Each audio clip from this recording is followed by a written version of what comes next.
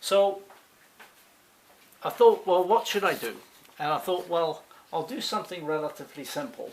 And I've got this this little image of some peppers, and so I thought I'll have a quick go at this, because what that will do is it will just give me the opportunity to talk a little bit about how I paint, which I thought was good. I've got some water here. Okay. I've got so I'm all pretty well set up. I'll tell you what, I will just change the screen to speaker view, because I'll be able to probably. No, that doesn't actually help me, does it? I'll just go back to. Right. Okay, so if I paint for more than 15 minutes, someone tell me, right? Because I don't want to be painting all night. But I'll do this in acrylic, right? And what I've got is I've got a piece of it's actually watercolor paper, and I put some gesso on it, right? So it's an impervious surface. David, yes. Question. I just wanted to tell everybody, if you want a big screen of what David's doing, if you go up into the corner of his screen and hit pin, you'll get full size of his painting at this point. Cool, yeah. Great. So and I got full size too as well up here. So that's so I'm all set, right? So I'm just going to use, primary colors, right? So I got a yellow, I got a red, and I've got a blue. Right, and actually I've got a mix of all of those called burnt sienna as well. So I'll use a bit of that, and of course most of you know there's no such thing as a pure primary color. So I'm using these terms relatively loosely. But the first thing I do is, and this is pretty well with any kind of painting, is I don't really like painting on a white surface. So I'll typically get a bit of paint and I'll put it over the surface first. If I was doing this carefully, I'd probably put a bit of medium in as well with this, because if you water down acrylics too much, in fact I will put a bit of medium in. There you are, put a bit of medium in there as well. Because if you water down acrylics too much, then the acrylic bond breaks down, right? So I'm going to paint on this kind of area here, right? That's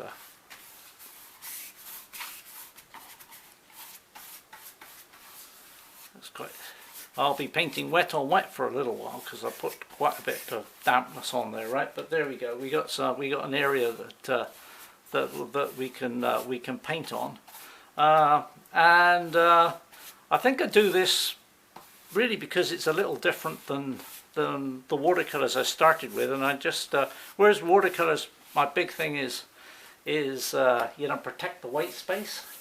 With acrylics and oil, I just like to get rid of the white space at the start. So there we go. We got a bit of paint out, and I'll put out my three. But actually, I won't put out three primary colors. I'm just going to put out some ultramarine blue. There it is, ultramarine blue. And the reason I'm doing that is that you can get quite a long way with the two of them. I should need to put some white out, but I always end up needing white sooner than I think, right? So I'll put some white out as well. There we go. There we go. Nice blob of white. So first of all, everyone knows what peppers look like, right? So it doesn't matter if, my peppers are not going to look quite like this anyway, but that's the idea, is they're just, three forms that I need to create. So if I put one in the center here, right, there we go. Maybe make that a bit bluer, because it's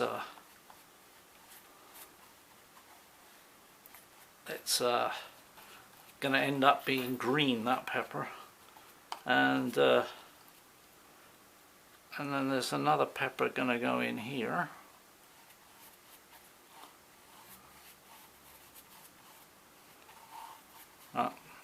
So I'm really blocking values here, right? I'm trying to make sure that I've got the lights and darks right, because I don't really need to worry about colour at this stage, even though I'm known as a bit of a colorist, right?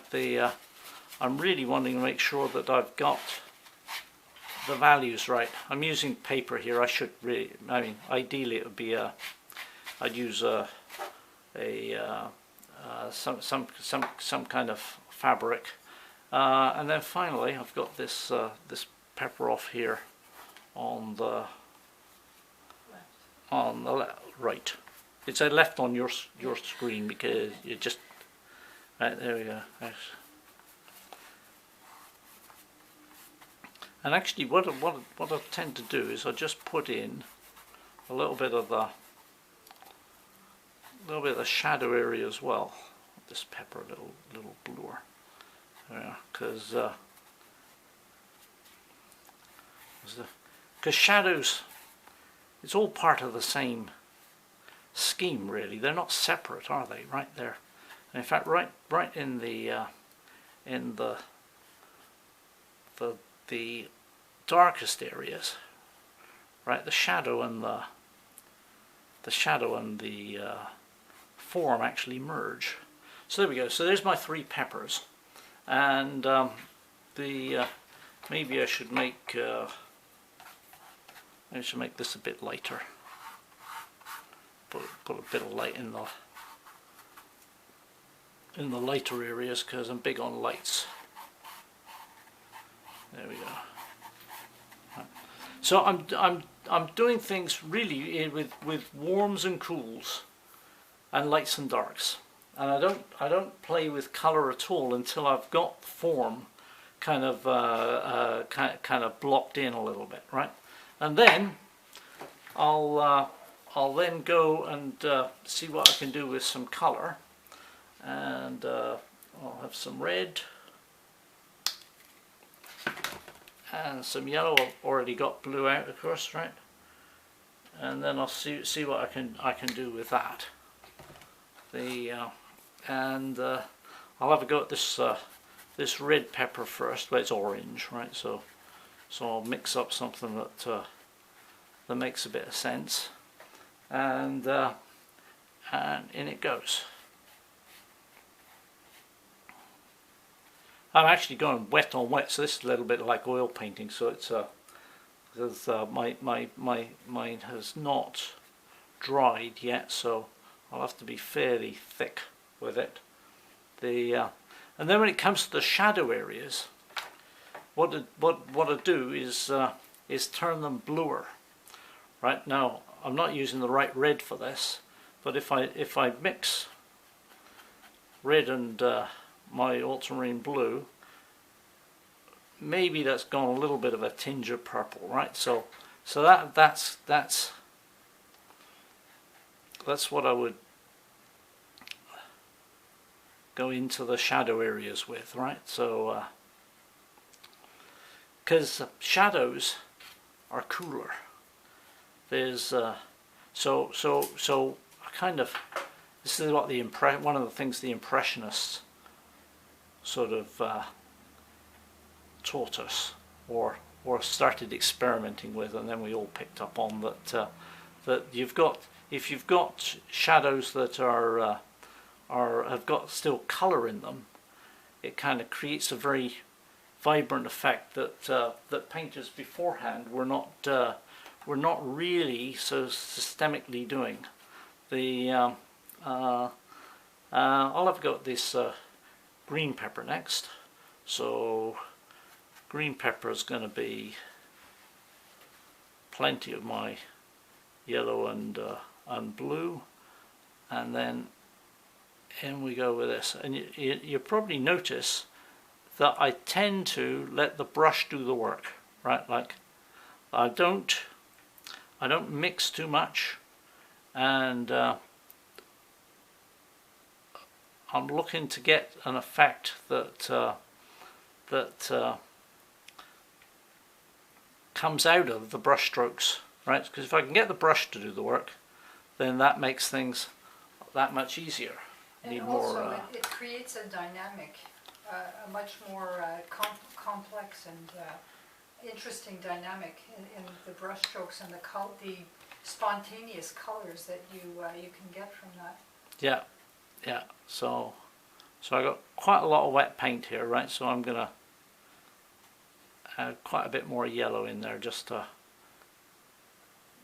kind of force the issue a little bit. And then in the shadows, my shadows would go quite blue, going from green to blue. Again, sort of cooling down, going from a warmer color in the light into something that's a bit darker and bluer, cooler generally, cooler shadows, right? And actually with my red one, I should have put a bit of a red tinge into that shadow as well, right? You can actually see this in references, right? That this goes in behind that one. There you go. That there's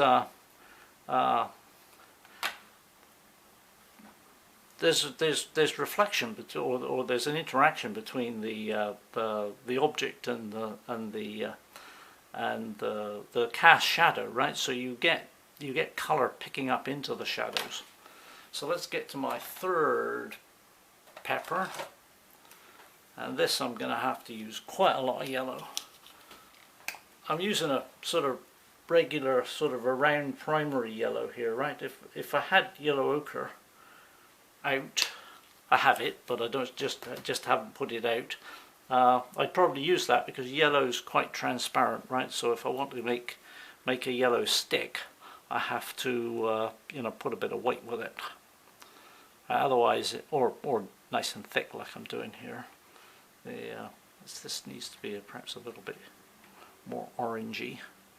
There we go.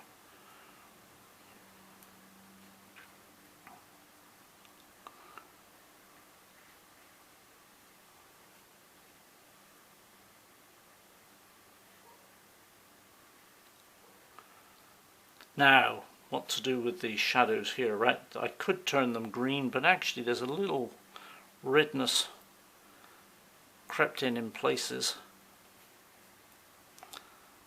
So, let's try a bit of that.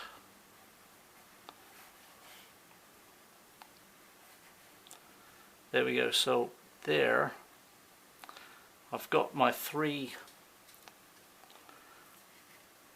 sort of peppers laid out, and I'm on purpose. I'm kind of keeping them nice and gestural, but I've looked at. I started off getting the general form with lights and darks, and then the color going onto that, and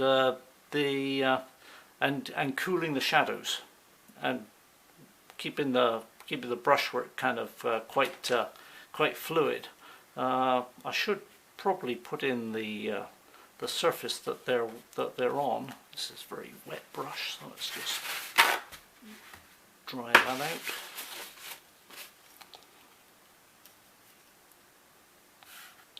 Yeah, see, if I put in the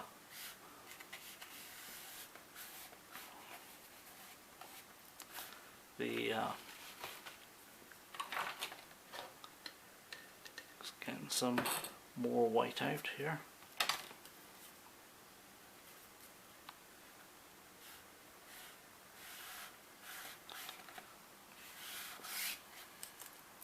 Want them sitting on something, don't I?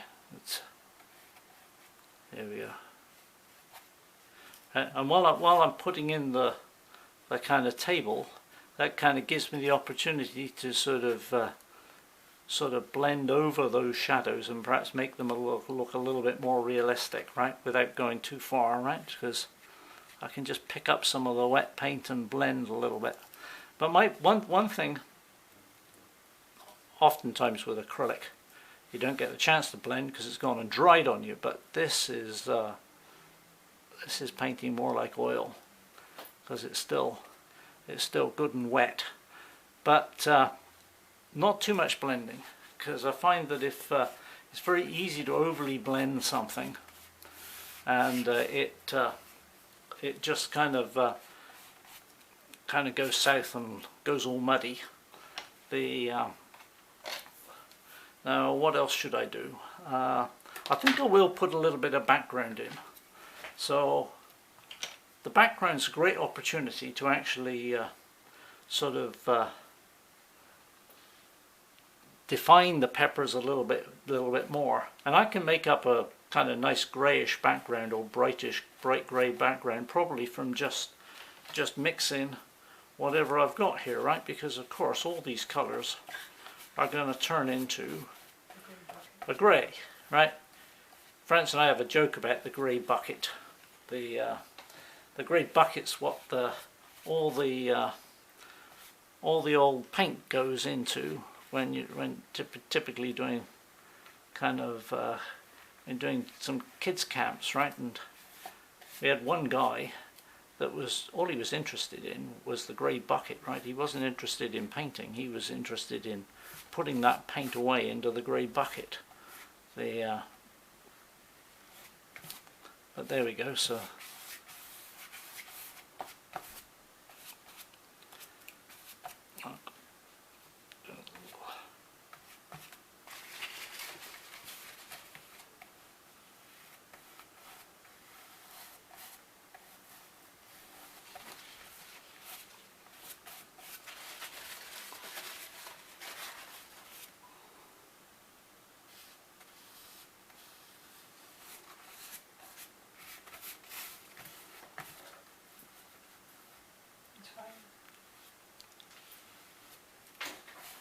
right, so I'm just going to finish. I'm just going to put a little bit of background in here, right? Because you can't do any more work really until you see what the interaction of the color is, right? Because everything's relative, right? So if I left the background the way it is and kept working, it wouldn't bode too well in the end. Because you can't see how the colors are working together, right? So, and sometimes if I don't want to play with the background too much, I'll leave a little bit of space, but it's a great opportunity also to kind of reform the foreground form by cutting into it with some negative painting as well. So you can either kind of leave that to later or do that at the same time. I should get a little bit of white. That should come out here. There you go. So the last thing I'll do, I think, is just put actually there's two things I'm going to do, and I'm going to put the stem in because of course the peppers have a couple of them. You can actually see the stem, and I can make up a nice dark any way I like from any of these primaries, as long as there's no white there, right? If as soon as a bit of white gets in the mix, you're kind of not going to get a good result. But I'm just doing it from ultramarine blue and burnt sienna, which does the trick. I need a little bit more ultramarine blue though.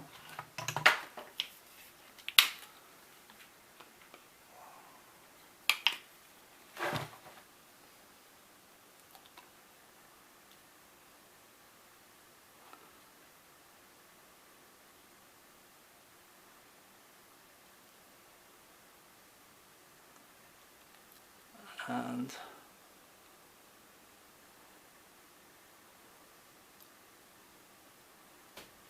there we go. This one doesn't have a stem, so I won't try that, right? And then I will put a bit of highlight on as well, right? So it's always a good plan at the end of a painting is to make sure your lights and darks are as bright and as dark as you can, right? So in this case, maybe I can just put, if I'm careful, I can just put a little bit of a light on that stem and put some some highlights in around the pepper too.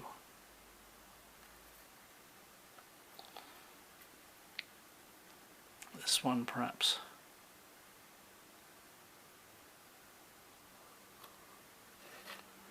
And that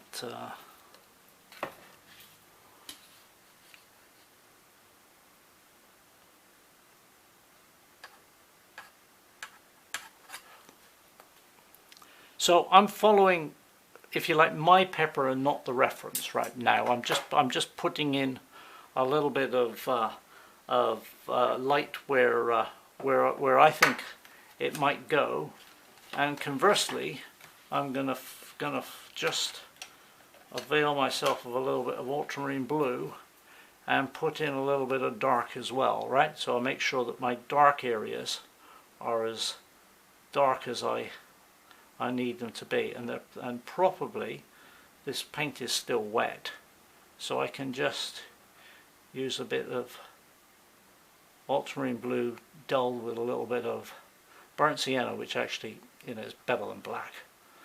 In my world, you know, blue is the new black. I tend to make my my darks a little bit on the blue side. There we go. So yes. So there we go. So that's a kind of run round. You know, creating something using a painting process that some of you I'm sure would recognize, by starting with essentially lights and darks and warms and cools on a mid-tone surface, then blocking the color in, not just looking at you know, one part of the painting or the other, looking across the board at everything. Make sure you've got a full painting there, and then sort of working on a little bit with lights and darks to actually sort of go back and add that drama in. And along the way, one thing that I didn't cover that maybe I could just mention is that once I've got things blocked in, if it looks good, I don't do much. But if I find that there's areas that I've just missed, or have gone all a little bit messy, what I do is I just tidy up with some relatively neutral paint. Right? I don't have to try and mix up exactly what I want. What I find in this case, maybe the background color is just about right to actually just go and sort of tidy up things to perhaps where I've missed things, or where I've actually gone and destroyed the shape.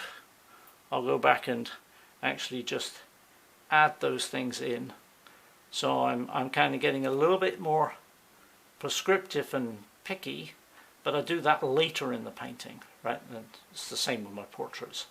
And I'm actually aiming for a mix of sort of sharp edges and diffused edges. I guess in theory things would be diffused while you know, go into shadow, and would be sharp where your highlights are, and focus. I'm not super rigorous about it, and in fact I will, you know, I'm looking more that I have some sharp and some diffused edges, rather than being, you know, particularly careful about, you know, where those things occur. So okay, so that's got a little bit of a painting painted, and although this is not part of the program, I will just kind of frame it and say, well, that's where it is, right?